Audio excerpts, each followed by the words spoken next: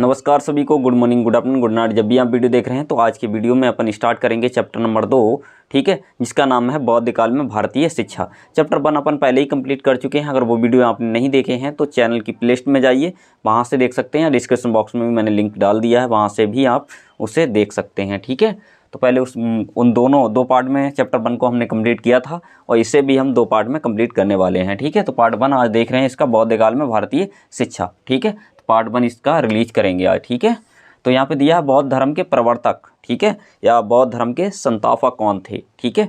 शुरुआत बौद्ध धर्म को कौन लेकर के आया, किसने शुरू किया था, ठीक है। तो गौतम बुद्ध थे, ये बौद्ध धर्म के प्रवर्तक हैं, ठीक है। तो आई होप आप समझ गए होंगे। और गौतम बुद्ध का जन्म जो था वो 563 ईसा पूर्व हुआ था लुम्बिनी में, ठीक है। तो यहाँ जगह का नाम दिया है लुम्बिनी और इनके बचपन का नाम सिद्धार्थ था, ठीक है। तो सिद्धार्थ जो हैं 29 वर्ष की आयु में इन्हें वैराग्य हो जाता है, यानी कि ये तपस्या करने चले जाते हैं, ठीक है। और वहाँ जा कर के तपस्या करते हैं। उसके बाद ये मतलब इनका नाम जो है सिद्धार्थ से गौतम बुद्ध हो जाता है, यानी कि बोधि वृक्ष के नीचे इनको एक ज्ञान प्राप्त होता है इनके लिए, ठीक है। तो ज्ञान प्राप्त होने के बाद इनका नाम जो है क्या हो जाता है, गौतम बुद्ध, ठीक है। तो आप समझ गए होंगे। बौद्ध काल में प्राथमिक शिक्षा के प्रमुख केंद्र कौन से हुआ करते थे, तो बौद्ध मठ हुआ करते थे, ठीक है। तो बौद्ध मठ में शिक्षा शिक्षा दी जाती थी। शिक्षा आरंभ करने की आयु जो थी 8 वर्ष थी। बौद्ध मठ में जो विद्यार्थी पढ़ने जाते थे तो 8 वर्ष की आयु से ही वहाँ शिक्षा प्रारंभ होती थी, ठीक है। तो आई होप आप समझ गए होंगे। शिक्षा के केंद्र बौद्ध मठ हुआ करते थे। तो ये क्वेश्चन मैं यहाँ पे बता रहा हूँ, यहाँ से मल्टीपल चॉइस क्वेश्चंस बनते हैं परीक्षा में, ठीक है। शिक्षा आरंभ करने की आयु 8 वर्ष है ना। बौद्ध काल में प्राथमिक शिक्षा के प्रमुख केंद्र बौद्ध मठ हुआ करते थे, इन्हीं में शिक्षा दी जाती थी। बौद्ध मठ के द्वारा बच्चों को शिक्षा प्रदान की जाती थी, ठीक है। और बौद्ध मठों में जो शिक्षा दी जाती थी वो पाली भाषा में हुआ करती थी, ठीक है। पाली भाषा में ही मतलब बौद्ध मठों में शिक्षा दी जाती थी, वहाँ पाली में पढ़ाया जाता था बच्चों को। पाली एक भाषा होती है, जैसे हिंदी, इंग्लिश, उर्दू होती है, उसी प्रकार से पाली एक लैंग्वेज है, ठीक है, भाषा है। भारत का सर्वप्रथम विश्वविद्यालय, यानी कि भारत का सर्वप्रथम यानी कि पहला विश्वविद्यालय कौन सा था, तो जिसका नाम था नालंदा, ठीक है, विश्वविद्यालय, जो कि पटना में था, पटना बिहार में है ना। और दूसरा विक्रमशिला विश्वविद्यालय था, ठीक है। तो बौद्ध काल में ये स्थापित हुए थे। दोनों विश्वविद्यालय कौन से काल में स्थापित हुए थे, बौद्ध काल में, ठीक है। कई बार पूछा जाता है कि बौद्ध काल में स्थापित किसी एक विश्वविद्यालय के बारे में बताइए या लिखिए, नाम बताना है, ठीक है। तो एक का नाम बताना है आपको नालंदा, 2 का नाम पूछा था तो विक्रमशिला विश्वविद्यालय, ठीक है। तो मैंने यहाँ पे 2 बता दिए हैं। कई बार परीक्षा में पूछ लेता है कि एक किसी विश्वविद्यालय का नाम बताइए जो बौद्ध काल में स्थापित हुआ हो। तो बौद्ध काल में स्थापित होने वाला विश्वविद्यालय कौन सा है, नालंदा, याद रखिएगा, जो कि आज के समय में खंडर हो गया है ना, तबाह हो गया था, ठीक है। तो आगे हम धीरे धीरे बताएंगे ये खंडर क्यों हो गया, ठीक है।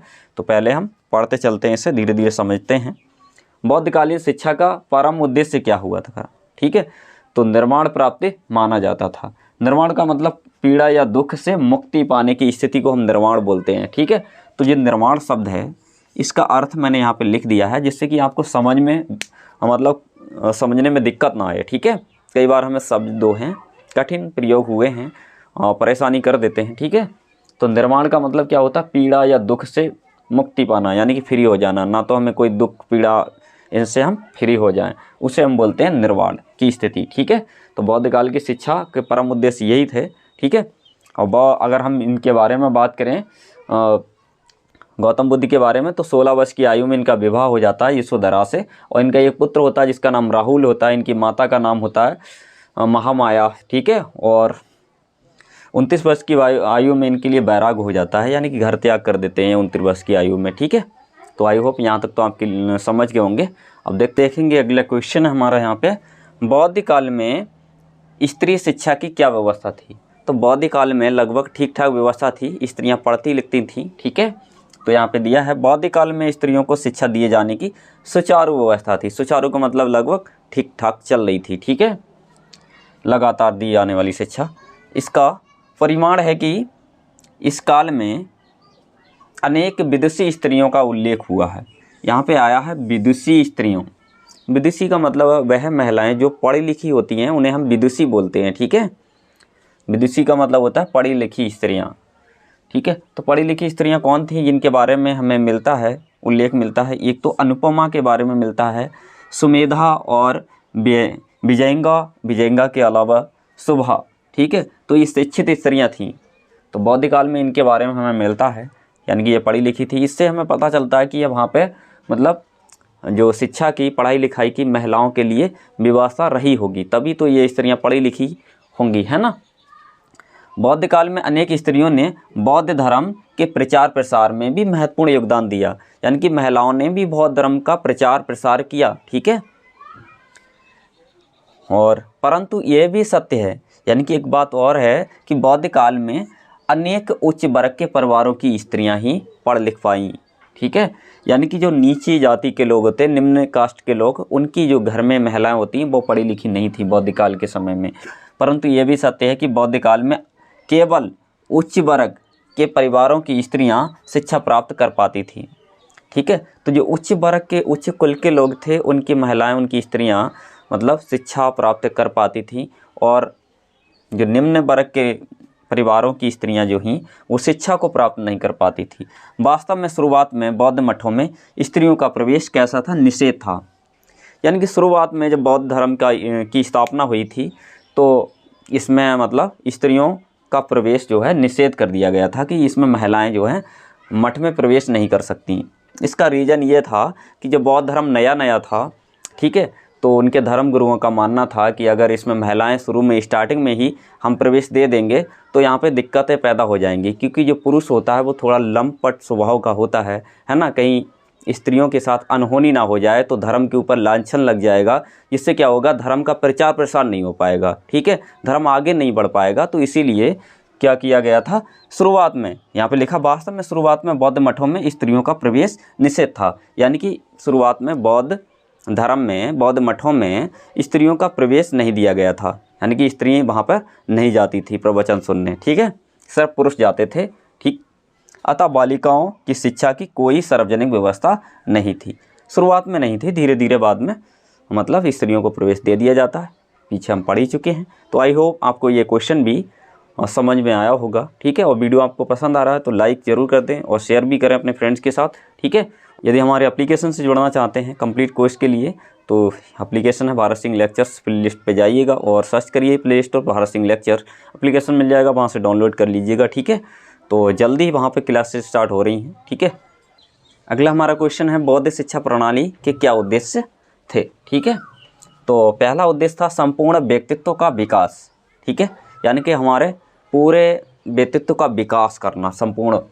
ठीक है, बौद्धकालीन शिक्षा का उद्देश्य व्यक्तित्व के ज्ञानात्मक, यानी कि ज्ञान को प्राप्त करना, ज्ञान के स्तर को बढ़ाना। ठीक है, और भावात्मक एवं क्रियात्मक तीनों पक्षों का विकास करना।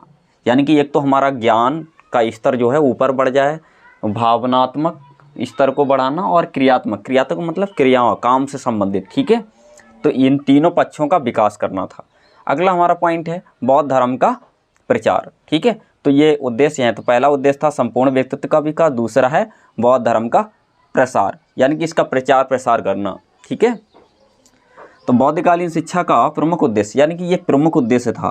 पहला उद्देश्य तो यही था कि बौद्ध धर्म का क्या करना है, प्रचार प्रसार एवं ग्रहण करना, बौद्ध धर्म को ग्रहण करना, इसका प्रचार करना, प्रसार करना, इसे आगे बढ़ाना, जिससे कि लोगों में धर्म के प्रति श्रद्धा, विश्वास एवं आस्था बढ़े, यानी कि बौद्ध धर्म को अपनाने वाले लोग बढ़ें।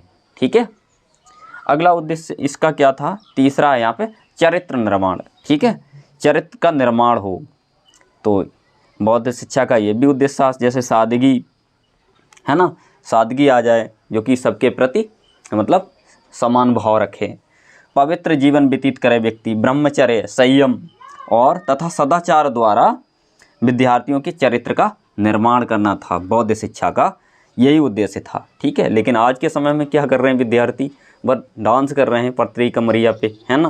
ठीक है, तो आई होप यहाँ तक तो समझ गए होंगे। अगला पॉइंट देख, निर्माण की प्राप्ति।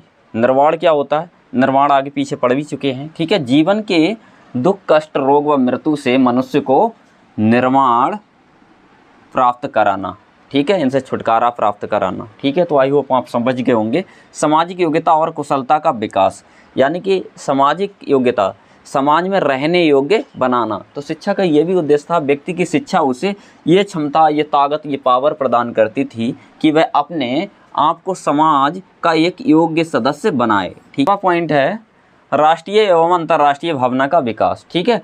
बौद्धकालीन शिक्षा का एक उद्देश्य राष्ट्रीय एवं अंतर्राष्ट्रीय भावना का विकास भी था। तो राष्ट्रीय का मतलब होता है देश और अंतर्राष्ट्रीय का मतलब विदेश, यानी कि देश विदेश में बौद्ध धर्म का प्रचार प्रसार करना, ठीक है। इसके लिए जो बौद्ध भिक्षु हुआ करते थे देश और विदेश में भ्रमण करते थे। भ्रमण का मतलब ये देश विदेश में घूमते रहते थे, यात्राएं करते रहते थे और धर्म का प्रचार करते थे, ठीक है, बौद्ध धर्म का। और वे अपनी ही वेशभूषा, भाषा, आचार विचार का प्रयोग करते थे, जिससे कि लोग उनकी भाषा, आचार विचार और वेशभूषा को जाने, पहचाने और उनके धर्म मतलब को अपनाएं, ठीक है। तो आई होप आपको ये क्वेश्चन समझ में आया होगा, ठीक है। तो इस वीडियो में इतना ही, और वीडियो पसंद आया तो लाइक करें और अपने सभी दोस्तों को शेयर करना ना भूलें। Thanks watching for video.